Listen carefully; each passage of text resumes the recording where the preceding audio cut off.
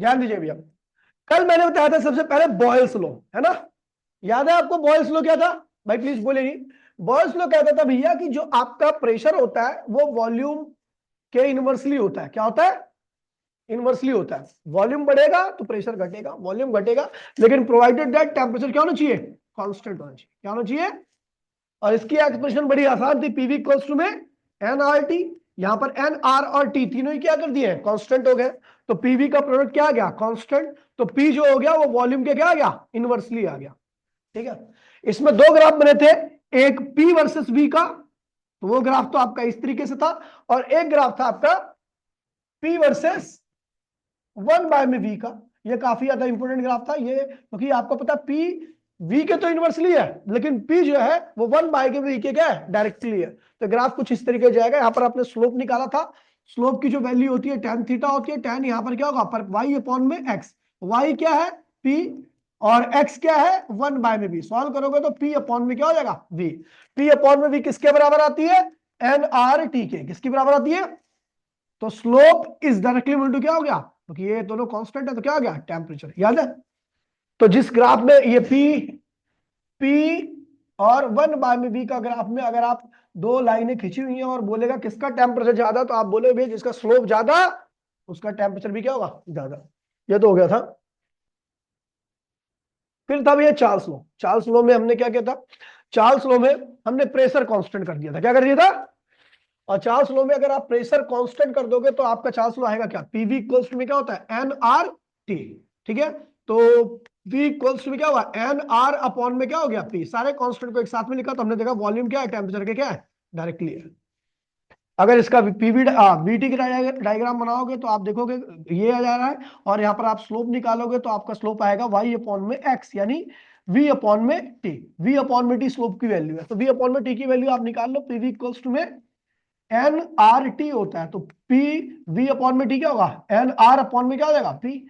ये क्या आ गया? स्लोप आ गया। स्लोप क्या है? प्रेशर के इनवर्सली है, यानी जिस ग्राफ का स्लोप ज्यादा होगा उसका प्रेशर क्या होगा? कम होगा, और जिसका स्लोप कम होगा उसका प्रेशर क्या होगा? ज्यादा होगा। किसका स्लोप ज्यादा है वीटी ग्राफ में? ए का या बी का? तो ए का स्लोप ज्यादा है यानी इसका प्रेशर क्या होगा? कम। बी का स्लोप कम है यानी इसका प्रेशर क्या होगा? ज्यादा।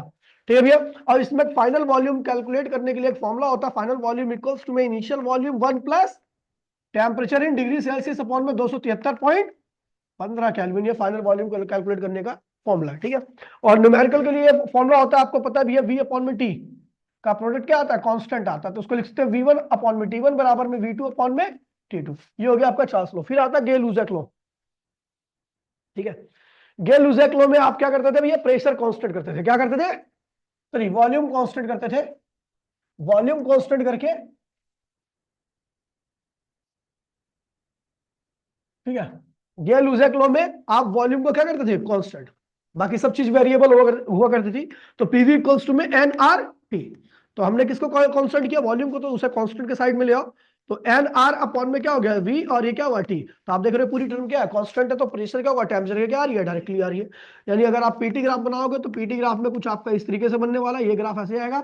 स्लोप निकालो, स्लोप क्या होता है भैया? वाई अपॉन में एक्स, यानी क्या हुआ? पी अपॉन में टी। स्लोप की वैल्यू क्या आ रही है? पी अपॉन में टी। चलो आप इक्वेशन से आप निकाल दो पीवी इक्वल्स टू में एन आर टी। तो भैया हमने पी अपॉन में टी की वैल्यू निकाल दी। वो क्या आ रही है? एन आर अपॉन में वी आ रही है। ये क्या है? स्लोप है। स्लोप किसके इनवर्सली है? वॉल्यूम के। यानी अगर आपको ग्राफ दे रखा होगा पी और टी ग्राफ में ए और बी, ए और बी, किसका स्लोप ज्यादा है? ए का स्लोप ज्यादा है, यानी उसका प्रेशर क्या होगा? वॉल्यूम क्या होगा? कम होगा। ठीक है। और बी का स्लोप क्या है? कम है, तो उसका वॉल्यूम क्या होगा? ज्यादा होगा। ये ग्राफ बताए थे मैंने आपको लास्ट क्लास में। वहां से इधर आ जा। Calculation of final pressure. Calculation of final pressure क्या होता है भैया? आपको याद होगा, initial pressure 1 plus temperature degree Celsius upon में 273.15। ये फाइनल प्रेशर कैलकुलेट करने का क्या है भैया? फॉर्मूला है। कल की रिकॉर्डिंग देख लो, बहुत डिटेल में करा रखा मैंने। ठीक है। Different form of idol gas. पहले आइडल गैस इक्वेशन कैसे ड्राइव की थी आपको याद होगा। ठीक है। मैंने दो इक्वेशन का यूज किया था, दो लॉ का यूज किया था। पहला यूज किया था चार्ल्स लॉ। चार्ल्स लॉ में वॉल्यूम क्या होता है? प्रेशर के इनवर्सली होता है। ठीक है। और फिर सॉरी, ये बॉयल्स लॉ है। ये चार्ल्स लॉ में वॉल्यूम क्या था? टेम्परेचर डायरेक्टली था। इन दोनों कंबाइन करोगे तो क्या होगा? टी अपॉन में पी आ जाएगा। ठीक है, और V इक्वल्स में के टी अपॉन में पी, के की वैल्यू निकाली तो के क्या आ गया, Vp अपॉन में टी आ गया, ये हो गया के की वैल्यू। जब एसटीपी पे इसको सॉल्व किया, एसटीपी पे सॉल्व किया, स्टैंडर्ड टेम्परेचर प्रेशर में वॉल्यूम क्या होता है 22.4 लीटर, प्रेशर क्या होता है 1 atm, और टेम्परेचर था 0 डिग्री सेल्सियस यानी 273.15 केल्विन। ठीक है, इसको सॉल्व करने पर के की वैल्यू आ रही है 8.13, और इसको हमने क्या बोला आर, जिसको कहते हैं आइडियल गैस कांस्टेंट, क्या बोलते हैं। तो हमारा क्या हो गया, Vp अपॉन में टी की वैल्यू क्या आ रही है, आर के बराबर आ रही है, आर की वैल्यू आपको पता ही है, तो पीवी इक्वल्स में क्या हुआ, आर टी हो गया, पीवी इक्वल्स में क्या हो गया, आर टी। ये 1 मोल के लिए आइडियल गैस कांस्टेंट है, एन मोल हो जाएगा तो क्या होगा, पीवी इक्वल्स में एन आर टी हो जाएगा। ठीक है, अच्छा आपको पता है भैया कि अगर मैं 1 ग्राम मोल की बात, 1 ग्राम गैस की बात करूं, 1 ग्राम गैस है जिसका मोल भी एक ही है, ठीक है, तो उस केस में क्या होगा, पीवी इक्वल्स टू में, देखिए कितना मास है, 1 ग्राम है, मोल क्या होता है गिवन मास अपॉन में मोलर मास, आर टी।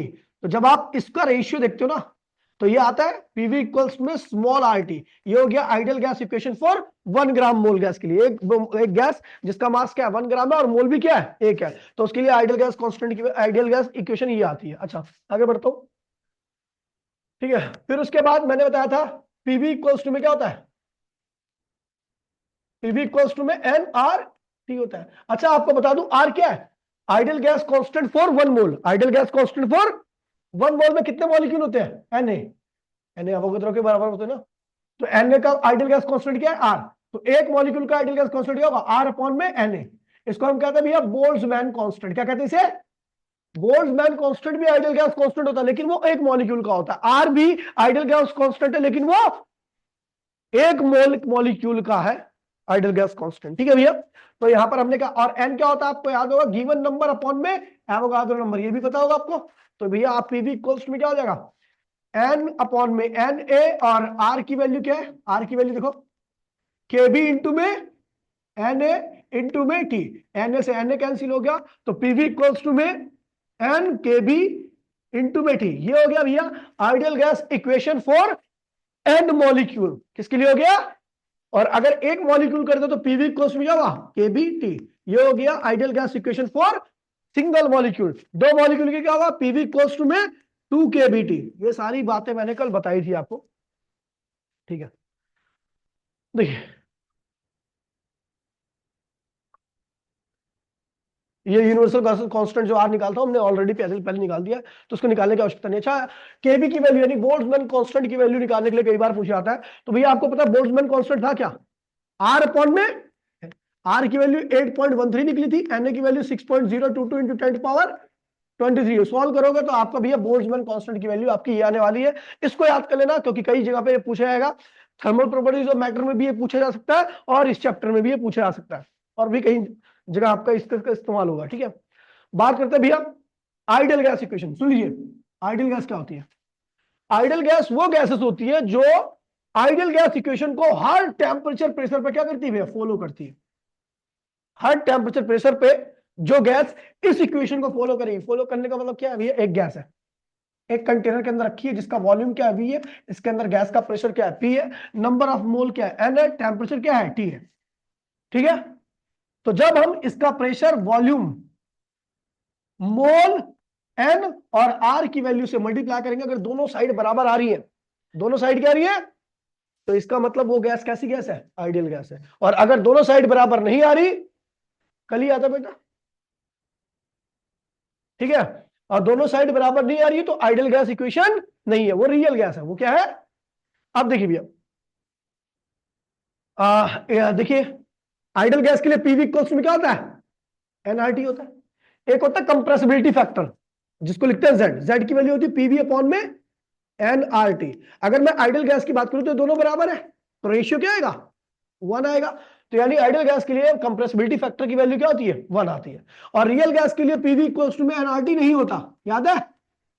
तो भैया जो जेड की वैल्यू यानी कंप्रेसिबिलिटी फैक्टर पीवी अपॉन में एनआरटी की वैल्यू जो है वो क्या होगी भैया, 1 के बराबर नहीं आने वाली है। 1 के बराबर नहीं का मतलब या तो 1 से छोटी होगी या 1 से बड़ी होगी। तो रियल गैस के लिए आपका कंप्रेसिबिलिटी फैक्टर इस रेशियो में होता है और आइडियल गैस के लिए आपका कंप्रेसिबिलिटी फैक्टर इसलिए होता है।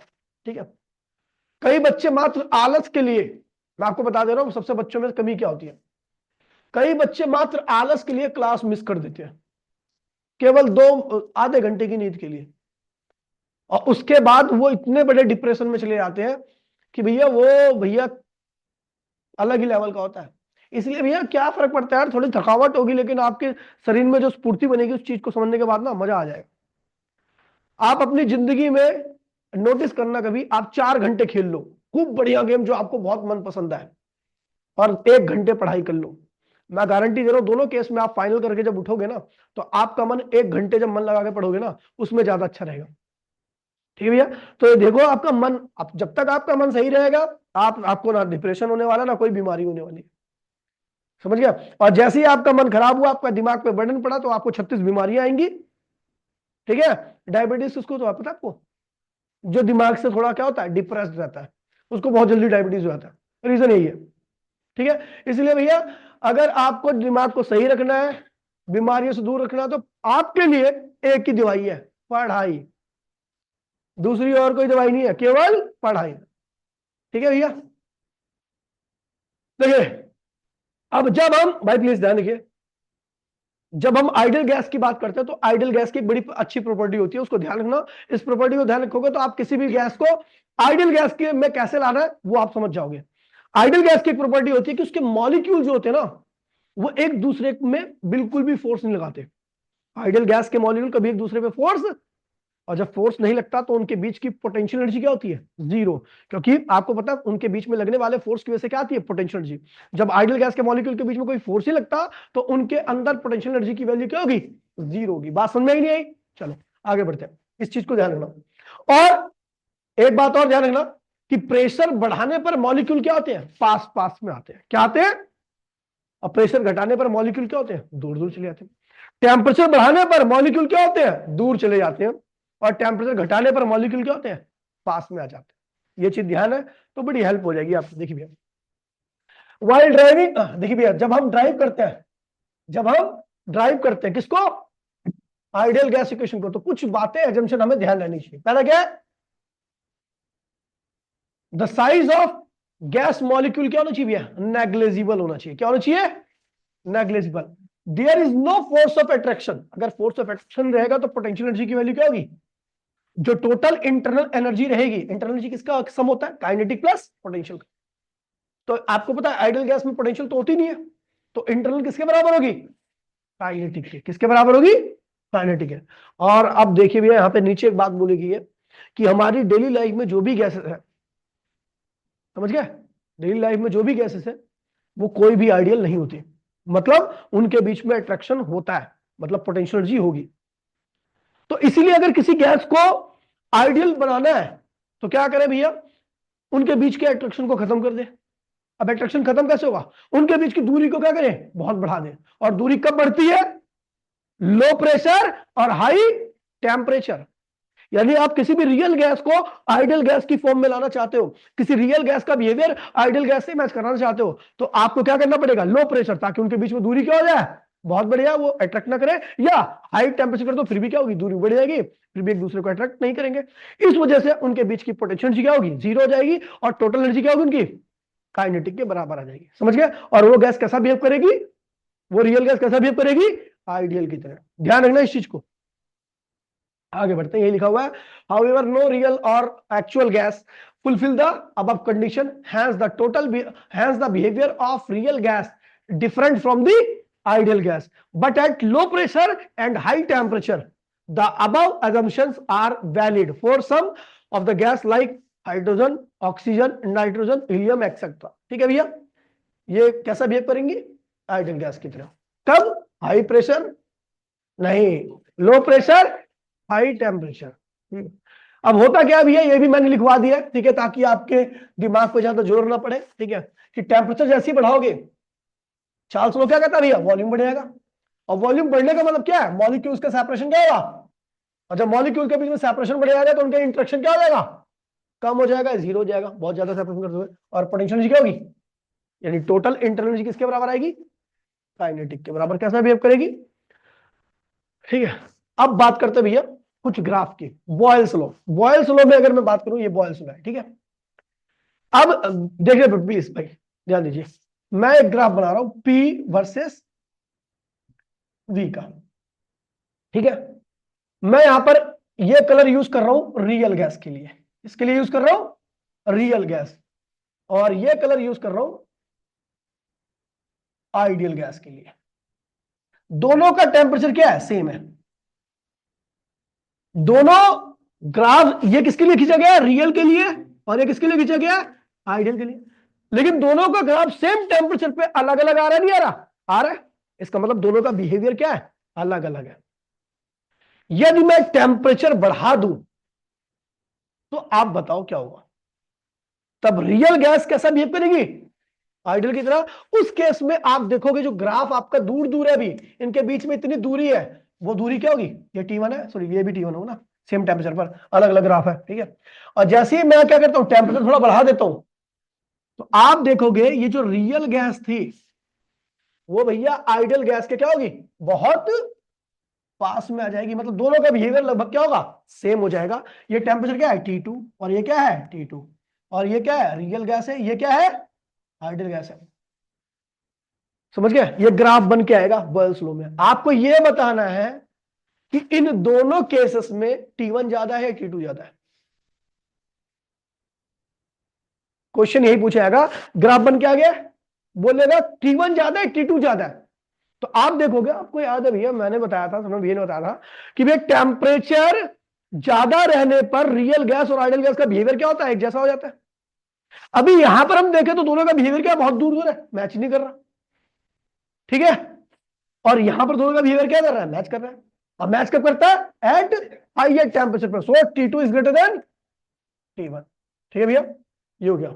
तो ये ग्राफ बने हुए हैं, थोड़ा ग्राफ इसमें थोड़ा सा आपको हो सकता है समझ में ना आए, तो वीडियो देख लेना तो ग्राफ समझ में आ जाएगा, ठीक है भैया। वहां पे रियल और आइडियल गैस का बिहेवियर क्या हो रहा है, सेम हो रहा है। ये हो गया बॉयल्स लॉ, ठीक है। यहां पे लिखा हुआ है separation between real gas curve and ideal gas curve gradually decreases as temperature. उनके बीच की दूरी लगातार क्या होगी, रियल गैस कर्व की और आइडियल गैस कर्व की बीच की दूरी लगातार कम कब होगी, जब टेम्परेचर क्या होगा आपका, बढ़ता चला जाएगा। मतलब दोनों का बिहेवियर एक जैसा होता जाएगा, ठीक है। ये क्वेश्चन आया था जेईई में, सेम ही क्वेश्चन है, लेकिन यहां पर कुछ अलग तरीके से क्वेश्चन पूछा गया। क्या कह रहा है, देखिए, कह रहा है आपके 3 कर्व बने हुए हैं, 1 कर्व, 2 कर्व, 3 कर्व। इसमें बताना है कि कौन सा टेम्परेचर जाता है। तो अभी मैंने पीछे एक क्वेश्चन कराया आपको, तो आप कहोगे जो कर्व जितना दूर होगा लेकिन इस आधार पर आप कई बार क्वेश्चन गलत हो जाते हैं। तो हमने क्या किया, ये क्या है P है और ये क्या है V है। एक लाइन ऐसे खींच दी, लाइन खींच दी, तो हर पॉइंट का प्रेशर क्या हो गया, हर कर्व पे क्या हुआ, प्रेशर क्या हो गया, सेम हो गया। अच्छा, यहां का वॉल्यूम क्या है, V1 है, यहां का वॉल्यूम V2 है, यहां का वॉल्यूम, सबसे ज्यादा वॉल्यूम किसका है, V3 है। सबको दिख रहा है भैया। मैंने प्रेशर कांस्टेंट कर दिया है। मैंने क्या किया है, आपको याद होगा पीवी इक्वल्स में क्या होता है, NRT होता है। मैंने किसको कांस्टेंट किया है, प्रेशर को। तो V इक्वल्स में क्या हो जाएगा, NRP अपॉन में क्या हो गया, T हो गया। अब ये पूरी टर्म क्या है, कांस्टेंट है। प्रेशर कांस्टेंट करके साथ ही क्या हुआ, वॉल्यूम T के क्या होगा, डायरेक्टली। यानी जिस केस में सबसे ज्यादा वॉल्यूम होगा उस केस का टेम्परेचर भी क्या होगा सबसे, तो किस केस में वॉल्यूम सबसे ज्यादा है, तो यहां का टेम्परेचर क्या होगा, और सबसे कम वॉल्यूम किसका है ना V1, तो यहां का टेम्परेचर क्या होगा, सबसे कम होगा। तो सबसे ज्यादा टेम्परेचर T3, फिर T2, फिर ये वाला राइट आंसर है। ठीक है भैया, बढ़िया है। अब ये आसान इसलिए क्योंकि तेरे को पता है, वरना तो एक समझ में नहीं आएगा, पल्ले नहीं पड़ता। मैं केवल ग्राफ दिखाता, आप नहीं कर पाते, लगा लो शर्त, समझ गया। लेकिन आपको शुरू से ये चैप्टर के लिए आसान लग रहा है, मैं बता रहा हूं। ये चैप्टर स्कूल के टीचर करवाते तक नहीं है पूरा, 1-2 टॉपिक करा के छुड़वा देंगे, क्योंकि ये चैप्टर एक्चुअल में आसान नहीं, हार्ड है। लेकिन ये आपको आसान क्यों लग रहा है, क्योंकि आपने ऑलरेडी एक सिस्टम किया है कि भाई हमने पहले थर्मल पढ़ा, फिर उसके बाद थर्मोडायनेमिक्स पढ़ा, उसके बाद ये पढ़ रहे हैं, ये पैटर्न है। तभी तो पहले थर्मल है, थर्मोडायनेमिक्स है, उसके बाद क्या है केटीजी है, समझिए। ये तीनों चैप्टर एक दूसरे से लिंक है। आगे बढ़े भैया, चार्ल्स लॉ। चार्ल्स लॉ में बताइए भैया, यहां पर चार्ल्स लॉ याद है क्या था भैया। चार्ल्स लॉ कहता है कि भैया वॉल्यूम टेम्परेचर क्या होता है, डायरेक्टली होता है। और स्लोप क्या देता है आपको, 1/p। यानी जिस केस में प्रेशर कम होगा उस केस में स्लोप क्या होगा, ज्यादा होगा, और जिस केस में स्लोप ज्यादा होगा उस केस में प्रेशर क्या होगा, कम होगा। अब ये ग्राफ खींचा गया, आपको आइडेंटिफाई करना है कि P1 ज्यादा है, P2 ज्यादा है। खैर ये ग्राफ आपको थोड़ा सा सही नहीं लगेगा, ये पी है, पी है और ये क्या है, ठीक है। अब ग्राफ देखिए, ये क्या है, रियल गैस है। रियल गैस का जो पीवी पीटी डायग्राम होता है ना वो एकदम स्ट्रेट होता है। क्या होता है, स्ट्रेट। ये भी क्या है, रियल गैस का दूसरा कर्व है। ये रियल गैस का पहला कर्व है, ये रियल गैस का दूसरा कर्व है। स्ट्रेट ही आता है real gas, sorry ideal gas के लिए, ये आइडियल गैस के कर्व है, ठीक है। अब देखिए, ठीक है, इस वाले में ये रियल गैस, ब्लू से रियल गैस बना रहा हूं, ठीक है। इस वाले में रियल गैस क्या हो रहा है, इस तरीके से, और इस वाले में रियल गैस क्या है, इस तरीके से। यहां का प्रेशर क्या है, P2 है, यहां का प्रेशर क्या है, P1 है। बताओ किस केस में रियल गैस और आइडियल गैस का बिहेवियर एक जैसा लग रहा है आपको, P2 वाले केस में। और आपको पता है रियल गैस आइडियल गैस दोनों का बिहेवियर एक जैसा कब होता है, हाई प्रेशर पे या लो प्रेशर पे, लो प्रेशर। समझ गए, तो इसका मतलब P2 क्या है, लो प्रेशर है, और P1 क्या है, हाई प्रेशर है। समझ गए भैया, इस तरीके से आपको चीजों को ध्यान रखना है, ठीक है।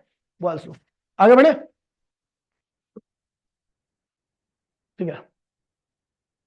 देखिए, जब आप काइनेटिक थ्योरी ऑफ गैस को डील करोगे तो उसमें आपको कुछ एजम्पशंस ध्यान रखनी है। अभी मैं एक डेरिवेशन कराऊंगा आपको, शायद इस चैप्टर में केवल यही डेरिवेशन करा रखी होगी, जिसे कहते हैं भैया pressure exerted by ideal gas on the wall of container. और ये सबसे बड़ी डेरिवेशन है पूरी बुक की, लेकिन बहुत आसान है, ठीक है। अब ध्यान रखना, मैं अभी आपको समझा रहा हूं, जैसे ही मैं फिनिश करूंगा रिकॉर्डिंग को, ठीक है, वैसे ही मैं एक बार बोर्ड पे शॉर्टकट में कराऊंगा, और उसके बाद अभी आपको इसकी प्रैक्टिस कर लेनी है, क्योंकि इसके आने की संभावना 110% है। अगर ये आया ना इस चैप्टर से तो और कुछ नहीं आएगा, केवल यही आएगा, ठीक है। तो ये देखना, अब देखिए भैया, एजम्पशन आपको क्या ध्यान रखनी है, पहली एजम्पशन क्या है, all the gas consist of molecule. सभी गैस किससे मिलकर बनी होती है, मॉलिक्यूल से। The molecules are rigid. Molecule कैसे होते हैं भैया, रिजिड होते हैं, रिजिड होते हैं, इलास्टिक होते हैं, मतलब उनकी शेप चेंज होने वाली नहीं है, चाहे कितना भी तेज कोलिजन क्यों ना हो जाए, ठीक है भैया। लेकिन अलग अलग गैस के लिए ये मॉलिक्यूल का साइज वाइज क्या होगा, अलग अलग होगा। एक गैस के सारे मॉलिक्यूल क्या होंगे, एक जैसे होंगे, लेकिन अलग गैस के मॉलिक्यूल क्या होंगे, अलग होंगे, ठीक है। चलो अगली एजम्पशन क्या लिखा हुआ है, जो मॉलिक्यूल टक्कर के बाद जो डिस्टेंस कवर करते हैं, मॉलिक्यूल जो आइडियल गैस के मॉलिक्यूल होते हैं वो टकराते हैं, टकराने के बाद फिर मूव करेंगे, मूव करेंगे फिर दूसरी टक्कर होगी। तो एक टक्कर और दूसरी टक्कर, यानी एक कोलिजन और दूसरी कोलिजन के बीच का जो रास्ता होता है वो हमेशा कैसा होता है, स्ट्रेट लाइन होता है। क्या होता है, तो वही लिखा हुआ है। और वो जो रास्ता होता है उसकी लंबाई जो होती है वो मॉलिक्यूल के साइज से क्या होती है, बहुत ज्यादा होती है। मॉलिक्यूल का साइज उस रास्ते के मुकाबले ना के बराबर होता है। तो ये लिखा हुआ है, the size of molecule is negligible as compared with the average distance between two collision. दो कोलिजन के बीच में जो डिस्टेंस है, ठीक है। आगे देखिए, यहां पे लिखा हुआ है, जितने भी मॉलिक्यूल है सबके सब क्या होते हैं भैया, लगातार मोशन करते रहते हैं। कैसी मोशन, आप किसी की मोशन को नहीं बता सकते, रैंडम मोशन है, ठीक है। सभी के सब हर डायरेक्शन में, ऑल पॉसिबल, ये बहुत इंपॉर्टेंट है, ऑल पॉसिबल डायरेक्शन में क्या करते हैं भैया, मूव करते हैं ऑल पॉसिबल वेलोसिटी से।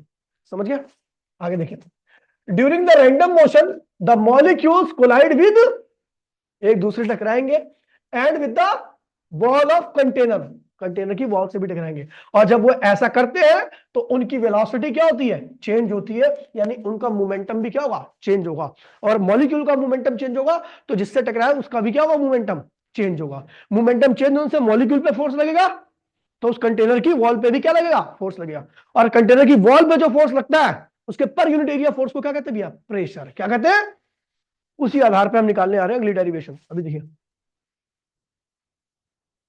लिखा हुआ है, यहां पर जो कोलिजन होता है वो क्या होता है, परफेक्टली इलास्टिक। और जहां पे आपको परफेक्टली इलास्टिक कोलिजन का नाम बता दिया जाए तो समझ जाना भैया वहां पर किसी प्रकार की एनर्जी का लॉस नहीं होता। समझ गया, there is no loss of kinetic energy, वहां पर काइनेटिक एनर्जी का लॉस नहीं होगा। तो यहां पे लिखा हुआ है, the collisions are perfectly elastic and there is no force of attraction. Attraction क्यों नहीं है, क्योंकि कैसी गैस है, आइडियल गैस है, और ना ही रिपल्शन होगा, ठीक है भैया। ऑल इंटरनल एनर्जी हमेशा क्या रहेगी भैया, किसके बराबर होगी, काइनेटिक के। देखिए वही जो बताया आपको मैंने, दो कोलिजन के बीच में जो मॉलिक्यूल का रास्ता होता है वो कैसा होता है, स्ट्रेट होता है। ठीक है भैया, और एक टक्कर हुई, फिर दूसरी टक्कर हुई, दो टक्कर के बीच में जो मॉलिक्यूल की वेलोसिटी होती है वो हमेशा क्या रहेगी, सेम रहेगी, बदलेगी नहीं रास्ते। ठीक है, रास्ते के बीच में वही लिखा हुआ है। देखिए लिखा हुआ है जो कोलिजन होता है वो कैसा होता है, ऑलमोस्ट इंस्टेंटेनियस। मतलब समझे कि कोलिजन में कोई टाइम ही नहीं लगता, कोलिजन में कोई टाइम नहीं लगता। ठीक है, that is the time during collision ना के बराबर होता है। ठीक है भैया, बिल्कुल नहीं होता, टाइम लगता ही नहीं है। मतलब कोलिजन हुआ, इस कोलिजन में कोई टाइम नहीं लगा। समझिए, अगला कह रहा है भैया, और ये ध्यान रखना कि भाई प्लीज, जिस कंटेनर में मॉलिक्यूल रखा है, जिस कंटेनर में गैस रखी हुई है, उसकी डेंसिटी हर जगह पर क्या है, सेम है। ऐसा नहीं है कि कहीं डेंसिटी ज्यादा कहीं सेम है, ये मान के चलना है कि जिस कंटेनर में वो आइडियल गैस है उसकी डेंसिटी हर जगह पे क्या है, सेम है। मतलब अगर कहीं पे 6 मॉलिक्यूल है किसी रीजन में, तो उतने ही रीजन में कहीं और पे कितने होंगे, 6 ही होंगे, आगे पीछे नहीं होंगे। समझ गया, तो ध्यान रखना। अब आ रहा भैया, प्रेशर एक्सर्टेड बाय गैस। जिस कंटेनर में रखे गए उस कंटेनर की वॉल पे, उस कंटेनर में कितना प्रेशर वो गैस लगाएगी, इसकी एक्सप्रेशन निकालनी है। और यहां पर लिख रखा है मैंने भैया, ये है सुपर मोस्ट इंपोर्टेंट डेरिवेशन, इसके आने की संभावना बहुत ज्यादा रहती है इस चैप्टर से। ठीक है भैया, चलो भैया देखते हैं। तो मैंने बताया प्रेशर कैसे लगता है, सुन लीजिए। मॉलिक्यूल लगातार मूव कर रहे हैं ना, हर पॉसिबल वेलोसिटी। मतलब अगर कोई कोई एक मॉलिक्यूल जो रहेगा ना, वो एक्स के लॉन्ग भी चल रहा होगा, वाई के लॉन्ग भी चल रहा होगा, और जेड के लॉन्ग भी चल रहा होगा। समझ गया, समझ गया, एक मॉलिक्यूल हर डायरेक्शन में चलता है। अब जब वो हर डायरेक्शन में चल रहा है तो वो क्या करेगा, वॉल से टकराएगा, टकराएगा तो मॉलिक्यूल का मोमेंटम क्या होगा, चेंज होगा। अब मॉलिक्यूल का मोमेंटम चेंज होगा तो उतना ही मोमेंटम किसका चेंज होगा, वॉल का भी। अब वॉल का मोमेंटम जो पर सेकंड चेंज हो रहा है उसको हम क्या बोलेंगे, फोर्स। क्या बोलेंगे, और फोर्स पर यूनिट एरिया को क्या बोलते हैं भैया, प्रेशर। यह प्रेशर हमें निकालना। चलो देखते हैं भैया, यहां पर एक आपका, यहां पे पहले मैं इसे पढ़ देता हूं जो लिखा हुआ है बड़ा साधारण भाषा में। क्या लिखा हुआ है, according to kinetic theory of gas, the molecules of gas are in state of continuous random motion. They collide with one another and also with the wall of vessel. Whenever a molecule collide with the wall, it returns with the change in momentum. जब टकराता तो वापसी आता है momentum change के साथ। ठीक है भैया, and equal the momentum transfer to the wall. उतना ही मोमेंटम क्या होगा, किसका चेंज होगा, वॉल का भी होगा भाई, बोल मत। ठीक है, according to Newton second law, क्या कहना भैया, the rate of change of momentum किसके बराबर होता है भैया, फोर्स। कहां पर, वॉल पर। और since a large number of molecules collide with the wall, एक मॉलिक्यूल तो होता नहीं है, ना जाने कितने मॉलिक्यूल होते हैं। ठीक है, the force exerted per unit area को ही हम क्या कहते हैं भैया, प्रेशर कहते हैं। समझ गए भैया, एक भी लाइन कोई कंफ्यूजिंग है, आगे बढ़ते भैया। अब देखिए ध्यान रखना, बहुत इंपॉर्टेंट डेरिवेशन कराने जा रहा हूं। ठीक है, सुपर मोस्ट इंपोर्टेंट डेरिवेशन लिखा हुआ है। टॉपिक का नाम क्या है, expression for pressure per unit volume लिखना चाहिए। इसको क्या लिखना चाहिए, प्रेशर पर यूनिट वॉल्यूम की डेरिवेशन है। प्रेशर पर यूनिट वॉल्यूम की डेरिवेशन है ये, समझ गया। चलो अब देखिए, चित्र देखिए पहले। ये चित्र है एक क्यूबॉइडल शेप का कोई कंटेनर है। ठीक है, इसकी जो लंबाई है वो क्या है, एल है। इसकी जो चौड़ाई है वो क्या है, बी है। और इसकी जो ऊंचाई है वो क्या है, एच है। एल बी एच इसके डायमेंशन है। ठीक है, इसके अंदर एक मॉलिक्यूल है, इसके अंदर एक मॉलिक्यूल है। और वो मॉलिक्यूल आपको पता भी है, एक मॉलिक्यूल हर पॉसिबल डायरेक्शन में चलता है। तो हर पॉसिबल डायरेक्शन का जो रिजल्ट है वो क्या है, क्या है, वी। तो पॉसिबल डायरेक्शन कितनी होती है पॉसिबल, एक्स वाई जेड। तो यानी ये उन सारी पॉसिबल डायरेक्शन का रिजल्ट है। तो उसको क्या लिखूं मैं, वी वेक्टर इक्वल्स टू में V X I cap, V Y J cap, V Z K cap. ये हो गया। अच्छा, अगर मुझे इसका मैग्नीट्यूड निकालना है तो क्या करूंगा, under root V X square, V Y square, V Z square. कोई दिक्कत तो नहीं है। ऐसी हो गया। अब अगर मैं दोनों साइड में स्क्वायर कर दूं तो क्या वी स्क्वायर किसके बराबर आ गया, V X square V Y square V Z square. कोई दिक्कत तो नहीं है। तो इसे अभी ध्यान करके चलना, आगे इसका इस्तेमाल करने वाला मैं, ठीक है। तो एक मॉलिक्यूल वी वेलोसिटी चल रहा है, वी क्या है, रिजल्टेंट है किसका, हर पॉसिबल डायरेक्शन की वेलोसिटी का। तो वो क्या हुआ, वी एक्स वी वाई और वी जेड। तो वी को मैंने वेक्टर फॉर्म लिख दिया। अब यहां पे ध्यान रखना कंटेनर के डायमेंशन को समझ कर रखना, ठीक है। एन क्या है, टोटल नंबर ऑफ मॉलिक्यूल, कहां पर, कंटेनर के, बहुत पहलू है बेटा, एग्जिस्टेंस क्या कहते हैं, एग्जिस्टेंस पे सवाल हो जाएगा, ठीक है। वो चिंगना बना इसलिए। एम क्या है, एग्जिस्टेंस, ठीक है। एन क्या है, टोटल नंबर ऑफ मॉलिक्यूल, कहां पर, कंटेनर के अंदर। एम क्या है, प्रत्येक मॉलिक्यूल का मास। एल क्या है, लंबाई ऑफ कंटेनर। बी क्या है, चौड़ाई ऑफ कंटेनर। और एच क्या है, ऊंचाई ऑफ कंटेनर। अब गरीब आदमी, वी वेक्टर आपको पता वी क्या है, रिजल्टेंट है किसका, हर पॉसिबल वेलोसिटी के, ठीक है। तो वी वेक्टर किसके बराबर, V X I cap V Y और वी जेड के कैप। अच्छा इसका मैग्नीट्यूड क्या होगा बेटा, भाई प्लीज निखिल तू आजा, दिमाग मत खराब कर मेरा, आजा। मैं इतना चिल्ला चिल्ला के बोल रहा हूं, समझा रहा हूं, उसके बाद भी तू बोल रहा है। स्क्वायर करिए इसका भैया, रिजल्ट निकालिए तो क्या होगा, वी इक्वल्स टू में ये हो गया, दोनों साइड में स्क्वायर कर दीजिए, ये बन गया, पहली इक्वेशन कर दो उसको, कोई दिक्कत तो नहीं है। चल आगे बढ़िए। हमें पता भी है प्रेशर हर पॉसिबल डायरेक्शन में लगेगा। पॉसिबल डायरेक्शन कितनी हो, 3। अभी मैं केवल एक्स की बात कर रहा हूं, इसकी बात कर रहा हूं एक्स की, और जो एक्स में आएगा वही वाई में लिख देंगे, वही जेड में लिख देंगे, और फिर उनका क्या निकाल देंगे, एवरेज। तो टोटल प्रेशर आ जाएगा, एवरेज प्रेशर आ जाएगा, वही निकालना है। तो मैंने बोला भैया देखिए, मैंने कहा मॉलिक्यूल कहां चल रहा है, एक्स के लॉन्ग, तो उसका मोमेंटम क्या होगा, एक मॉलिक्यूल की बात हो रही है, एम वी एक्स, क्या हो गया। अब वो जा रहा था राइट साइड में, कंटेनर से टकराएगा तो कहां आएगा, लेफ्ट में, लेफ्ट में आएगा। तो जा रहा है तो मोमेंटम कितना है, एम वी एक्स कितना है, इसे कहता है इनिशियल मोमेंटम। और वापिस आया तो क्या हुआ, फाइनल मोमेंटम, इसकी वैल्यू क्या होगी, माइनस एम वी एक्स, क्योंकि मोमेंटम वेक्टर क्वांटिटी होती है, डायरेक्शन अपोजिट होने पर क्या लगा देते हैं, माइनस।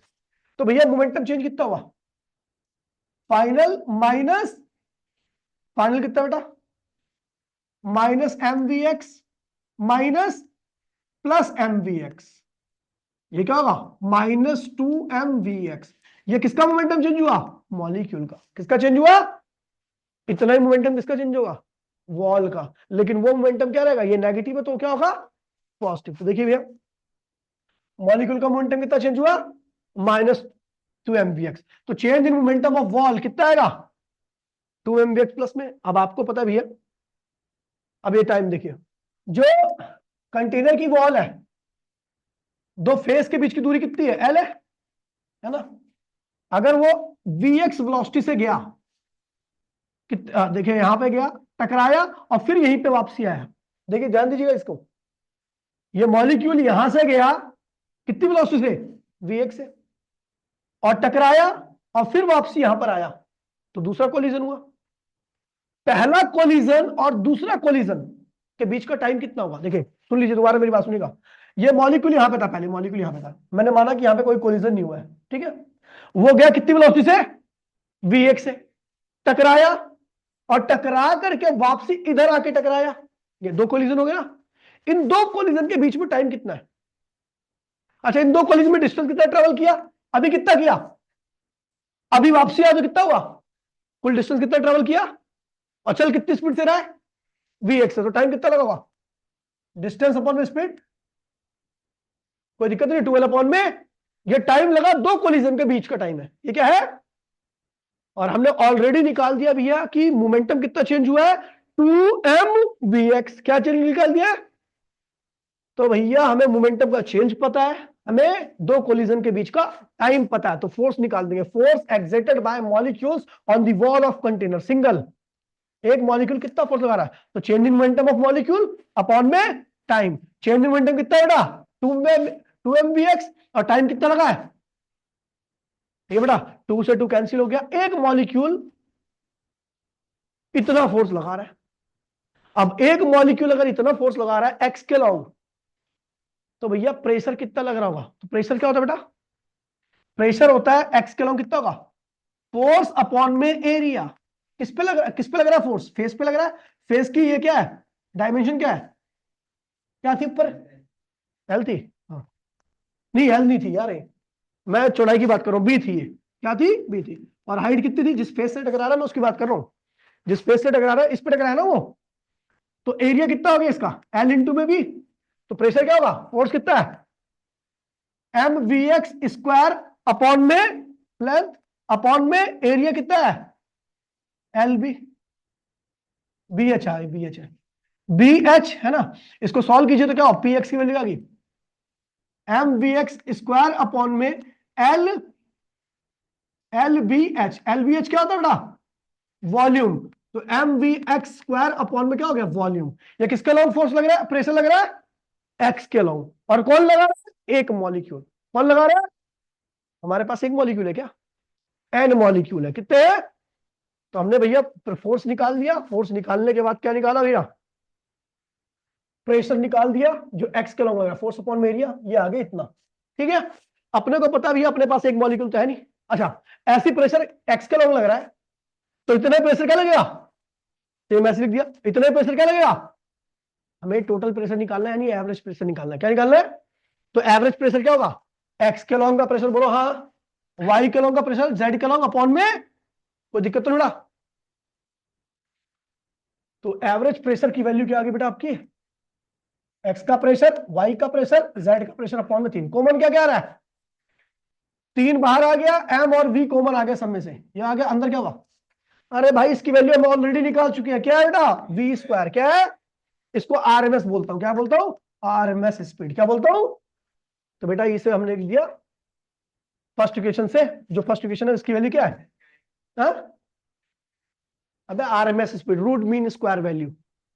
ठीक है, ध्यान रखना जो वी है ना वो रूट मीन स्क्वायर वैल्यू होती है। खैर इतना ध्यान रखना कि जो यहाँ पे वी लगा है वो आरएमएस है। ठीक है, एवरेज नहीं है, आरएमएस है। ठीक है, ये देखिए, तो 1/3 ये रहा, एम अपॉन में वी ये रहा, और इसकी वैल्यू क्या है? ये रही। कोई दिक्कत तो नहीं बेटा? अब ये पता लग गया भैया एक मॉलिक्यूल एक कंटेनर की वॉल पर जो टोटल प्रेशर लगाता है वो इतना होता है। हमें पता है हमारे पास कितने मॉलिक्यूल है, तो एक मॉलिक्यूल का प्रेशर इतना है, तो एन मॉलिक्यूल का प्रेशर क्या हुआ? तो एक मॉलिक्यूल इंटू में नंबर ऑफ मॉलिक्यूल, एक मॉलिक्यूल इंटू में किसके बराबर आएगा? कैपिटल एम के। कैपिटल एम क्या है? Total mass of gas. तो भैया हमने क्या दिया? एम अपॉन में वी। एम अपॉन में वी क्या होता है? मास अपॉन में वॉल्यूम। क्या होता है बेटा? डेंसिटी। क्या होता है?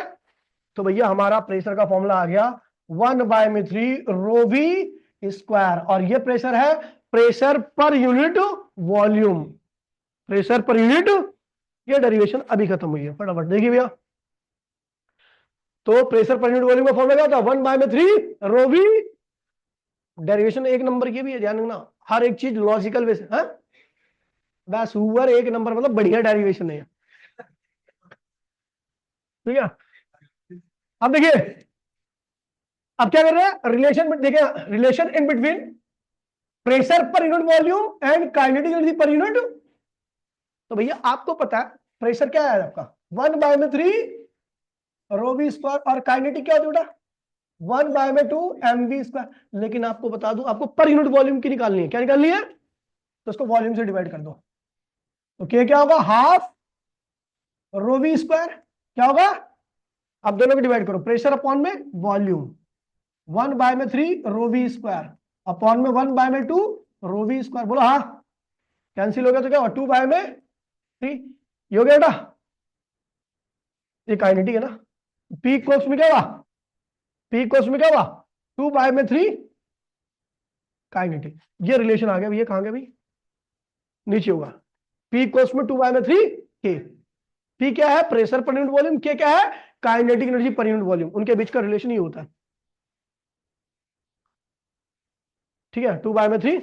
अब देखिए, देखिए अब यहां पर जो बात बताने वालों में बहुत इंपॉर्टेंट है, काइनेटिक इंटरप्रिटेशन ऑफ टेम्परेचर। इसका मतलब क्या हुआ है कि काइनेटिक एनर्जी जो है वो टेम्परेचर पर किस प्रकार से डिपेंड करती है। ठीक है, मॉलिक्यूल की। तो भैया अब देखिए, आपको पता प्रेशर तो हमने पढ़ लिया, पर यूनिट वॉल्यूम का ये पढ़ लिया, बोलो हाँ।